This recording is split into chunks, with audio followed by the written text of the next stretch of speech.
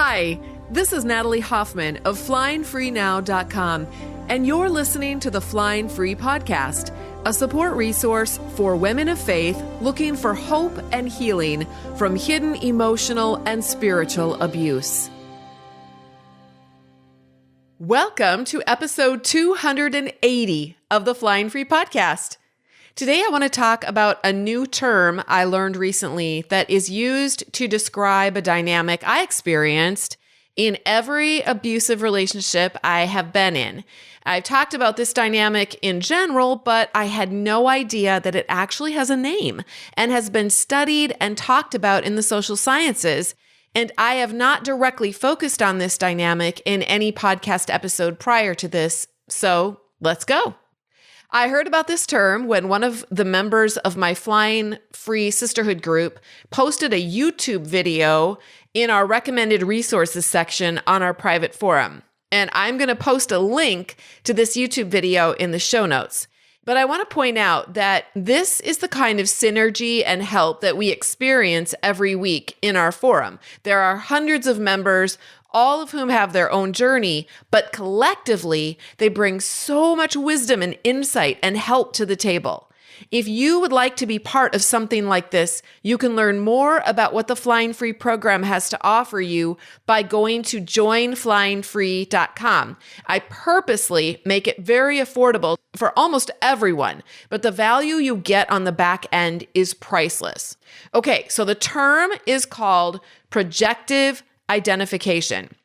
Two words that describe two things that are happening in an abusive relationship. Now, these things can be happening in non-abusive relationships as well on a smaller level, which I'm not going to get into here. But when these two things are happening on a regular basis in a pattern, this becomes abusive. And you'll see how in a minute. So the first term is projective. So think about a film projector projecting an image on a screen. Whatever is on the film over here gets stamped on that screen over there. How it works in relationships is this. Let's say that person A over here is angry, but they don't want to acknowledge their anger because they believe it's bad and they can't have any badness inside of them. So one of their coping mechanisms to avoid seeing that they have a shadow side is to give or offload their anger to person B over there. Not by coming out and saying, I'm angry at you because you did such and such, which would actually be a healthy way of acknowledging, owning, and addressing anger, but instead by projecting their anger over here onto person B over there. And one of the ways, this is especially true for people who are passive aggressive, one of the ways they project their own anger onto person B over there is by pricking and poking person B until person B gets angry. And then person A can look at person B in triumph and relief because now person A no longer owns that emotion, but they have offloaded it onto person B.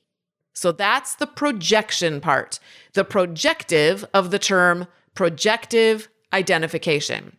Now we're going to talk about the identification part. That's what person B does.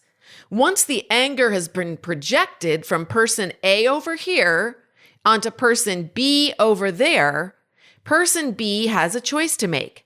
They can accept that projection or identify with it, that's the identification part, or reject it. And if person B grew up accepting a parent or caregiver's projections, meaning that they learned to view themselves and their identity through the eyes of the adults around them, which is what every child does, by the way, then they are most likely to accept or identify with an abuser's projections as well. Not because they want to, but because they have been programmed or wired from childhood to do so through no fault of their own. Just an automatic thing that happens within them when someone projects themselves onto person B. So person A projects their own inner identity at that moment, that's the projective part of this term, onto person B, who then takes on that identity, identification. All right, so this is a very discombobulating experience for person B, because the interaction started out with person B feeling one way and seeing herself one way, but after the altercation and projection, she feels completely different and sees herself differently. She wonders how she got there. She wonders who she is. And over time, when this happens countless times in a relationship, she loses her actual identity and takes on the identity that person A has projected onto her. Now, this happened to me growing up with a couple of family of origin members and in a small number of dysfunctional friendships over the years in my adult life. Not all, thank God. And in situations where I was bullied as a child, and in my former marriage of 25 years, and in my interactions with church men and women who had bought into my ex-husband's projections and then helped him in continuing to project that image onto me. When person A and all of their buddies are doing this to someone else, they can then take on the role of the victim. See this? Person A then gets to be the victim. They have projected their emotional and psychological violence onto person B, and once person B has bought in and is reflecting back that image, then person A becomes person B's victim. Now, is any of this rooted in reality? No. It's a psychological game that gets played to protect the abuser and villainize the victim. You may have heard the term DARVO, D-A-R-V-O. It stands for deny, attack, and reverse victim and offender. That's another way of looking at this that might be more familiar to survivors who have been in the survivor community for a while. Anyway, this is why I was so confused and kept asking, am I the problem here? Is it really me? Hence the title of my book, Is It Me? This is why I kept predictably reacting in the same exact ways every time, and then predictably apologizing and begging for forgiveness and trying harder to do better. But the problem wasn't with me. It was not originating with me. I was not the angry, rebellious, you know what, that they projected onto me. Yes, I was angry at what they were doing to me, and I was definitely rebelling against it. But this only served to solidify in their minds their own pathological projections. None of those people had the emotional capability for self-awareness or integrating their own shadow self parts with their good, and I put good in quotes, self. And so their go-to way of coping was to offload their shadow parts' emotions onto someone else. And unless they have gotten help and are working on this, they are continuing to do it to this day to anyone that gets close to them. Once I got out of these types of relationships, and once I was no longer surrounded by these types of people, I no longer experienced this projective identification on this kind of pathological level. And that gave me enough space inside to rediscover who I really am and live into that identity instead of the one my abusers wanted to project onto me. I have not had to play the role of the angry, rebellious, you know what, for many years now. And it is such a relief. I'm surrounded by humans who don't have a habit of projecting their own shadow side onto me, but who actually embrace the fact that they have parts of themselves who show up well and parts of themselves who struggle more. And they take responsibility for all of their parts and have integrated them into their understanding and self-awareness. Even my own kids, most of whom are young adults, have the capacity to integrate these different parts of themselves, and they don't shy away from acknowledging or taking responsibility for poor behavior when it shows up. Is this content resonating with you? I've written a book for women of faith in destructive relationships called Is It Me? Making Sense of Your Confusing Marriage, a Christian woman's guide to hidden emotional and spiritual abuse. You can read reviews and find out more about my book on Amazon.com. It comes in paperback, Kindle, and Audible formats. I've also created a companion workbook for Is It Me, also available on Amazon. This workbook is like 11 power-packed therapy sessions to help you process through the important material you'll be learning from my book. These books are recommended by counselors and therapists all over the United States. I've also got a website specifically focused on helping women of faith find hope and healing. It's called flyingfreenow.com. And I'd love to give you the first chapter of my book and the first chapter of the companion workbook for free when you hop on my mailing list at the top of my website. Those two resources are going to help you figure out if your relationship is normal or destructive. Now, let's get back to our episode. We have a little sign on our kitchen wall that says, "It's okay to make mistakes. It is not okay to pretend we didn't or to make someone else responsible for those mistakes." So let's say that you're in a relationship where someone is doing this to you on a regular basis. You can't do anything about their role. Remember, they are the projecting part in the term projective identification. They can and will continue to project their own pathology onto you, their own anger, their sadness, their mental health issues, their cheating, their lying, their mistakes. As long as you are in close proximity to them, they will see you as a good screen, white screen on which to target their projections.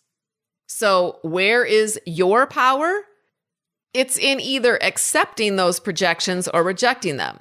So let's say your husband comes home from work and remarks about the messiness of the house and how you're lazy and you're neglecting your family. Well, you had other priorities that day and were unable to pick up, or maybe you were at work all day too. He is projecting his inability to take responsibility for his part in your partnership in helping to pick up. In other words, he's projecting his own laziness and apathy onto you. He is projecting his inner frustration and angst about things maybe that happened at work that day that annoyed or angered him. And he is projecting his inability to be attentive to his family and their needs by saying that you are the neglectful one. Projecting, projecting, projecting. That's what he does. You can hold up a blank screen and accept it, buying into his narrative that you are the lazy, irresponsible, neglectful one and a slob. And then you are mortified because you are actually the opposite of all these things. But because you believe him and give his projections credibility and hold up that blank screen to take them so they can land there, now you are feeling in your body as if you are actually that person he says you are. It's so confusing. It's discombobulating, disorienting, and literally terrifying. So what do when you buy into his universe and his narrative? You defend yourself. You argue back. You try to explain yourself. You apologize. You quickly try to pick up and you try to do the opposite of whatever he says that you do. You exhaust yourself trying to prove to yourself and to person A that you are not the person that he says you are. Ladies, that is everything that person A wants and needs. His projection worked. You identified with it, and person A is satisfied. Person A will do this again and again, happily, because he has found his perfect scapegoat. It's a perfect blank screen. He knows he can just project onto you and you will take it. In the Bible, a scapegoat was an actual goat that the people would put their sins on and then send it out into the wilderness. Your husband puts his sin onto you and then exiles you.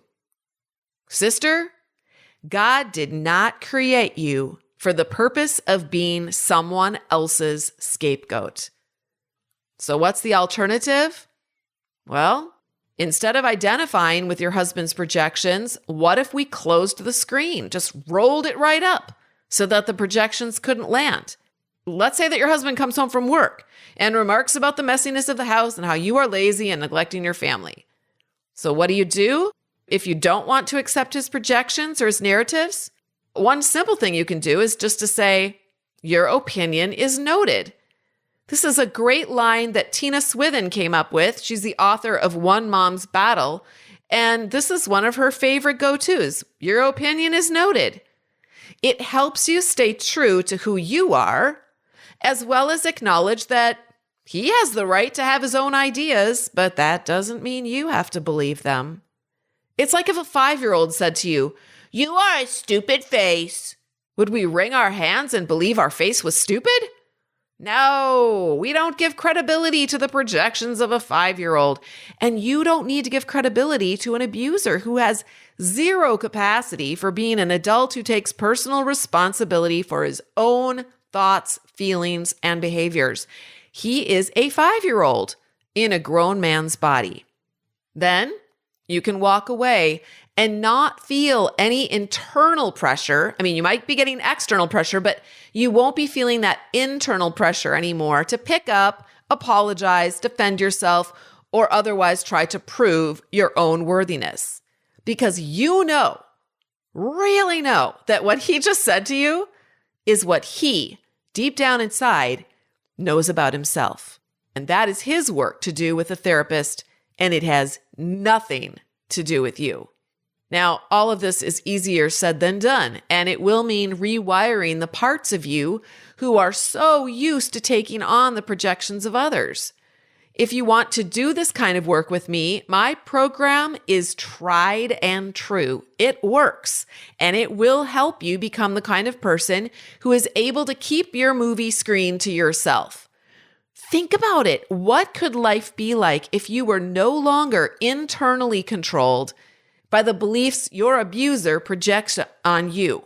What could life be like if you could be yourself, like yourself, fully accept yourself, and even truly and deeply love and protect yourself? Join Flying Free and find out. Just go to joinflyingfree.com. You can learn all about it and complete an application there. Hello, my name is Anne. I am now a member of Flying Higher. I joined Flying Free back in 2021.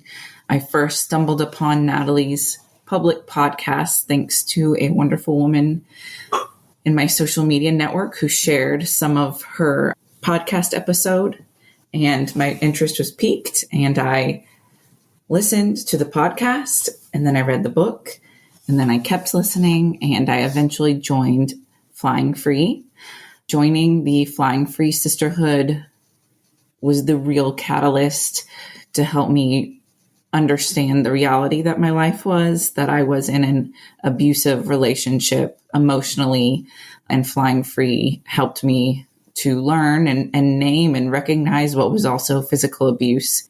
It gave me the strength and the belief in myself to take care of myself and my kids. I just don't think my life would be where it is now without it. I'm so grateful for the path that Flying Free helped me start to navigate.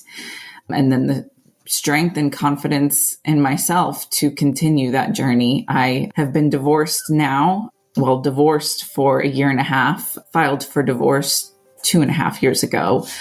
And I am self-employed. I'm supporting myself and my 4 children.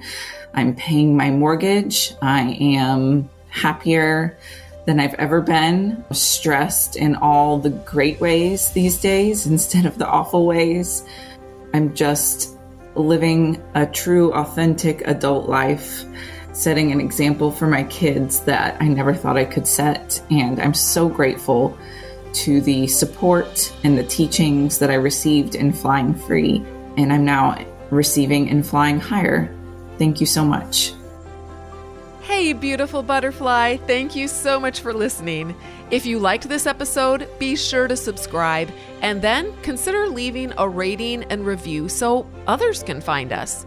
To connect with me and get a free chapter of my book, head over to flyingfreenow.com. And until next time, fly free.